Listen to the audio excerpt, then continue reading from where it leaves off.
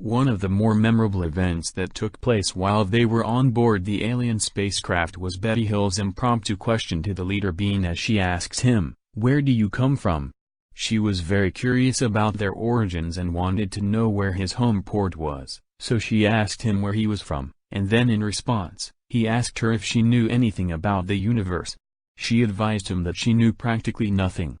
The leader being in the room with her then walked across the room and opened up a cabinet in the side and pulled out a map from the opening in the wall. He put it up and then he asked her if she had ever seen a map like this before.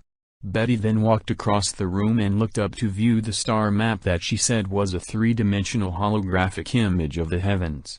Betty says she leaned against the table that was in front of her. Under hypnosis, Betty described the star map as being oblong. The star map that she was looking at had dots scattered all over it, some were little, some just pinpoints, and two others were as big as a nickel. She went into further detail as she then said that she saw curved lines going from one dot to another. When Betty asked him to explain what the lines indicated, he told her that the broken lines were expeditions to other worlds. As she looked at the star map, she wondered where he was from, and then out of curiosity she asked him where he was from. But he never volunteered the answer.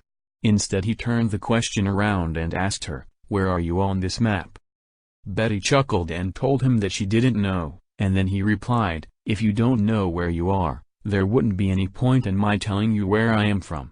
He never volunteered any specific information as to where their home world was at. John Fuller would later write the book, The Interrupted Journey, documenting the Betty and Barney Hill story. In 1968, Marjorie Fish of Oak Harbor, Ohio read Fuller's Interrupted Journey. She was an elementary school teacher and amateur astronomer. Intrigued by the star map, Fish wondered if it might be deciphered to determine which star system the UFO came from. Assuming that one of the 15 stars on the map must represent the Earth's sun, Fish constructed a three-dimensional model of nearby sun-like stars using thread and beads, basing stellar distances on those published in the 1969 Gliese Star Catalog. Studying thousands of vantage points over several years, the only one that seemed to match the Hill map was from the viewpoint of the double star system of Zeta Reticuli. Distance information needed to match three stars, forming the distinctive triangle Hill said she remembered, was not generally available until the 1969 Gliese catalog came out. Fish sent her analysis to Webb. Agreeing with her conclusions, Webb sent the map to Terence Dickinson, editor of the popular magazine Astronomy. Dickinson did not endorse Fish and Webb's conclusions, but for the first time in the journal's history, Astronomy invited comments and debate on a UFO report, starting with an opening article in the December 1974 issue. For about a year afterward, the opinions page of Astronomy carried arguments for and against Fish's star map.